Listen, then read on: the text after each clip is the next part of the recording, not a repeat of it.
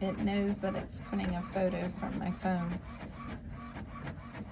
Without me telling it, it just is sent and prints it that quickly and quietly.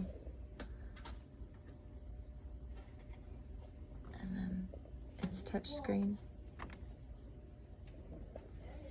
It holds all of this paper. I don't know how to do that, sorry.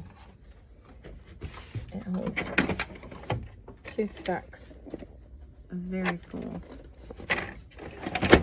And that much into it's so you can put 2 different kinds of paper in it if you need to. It's fast. You can send through. You can send paper through to scan or copy. You can open it, scan or copy.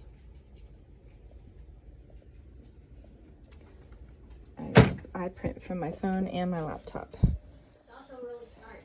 It's also very smart, yes, Ellen. And it is probably the best printer I've ever had.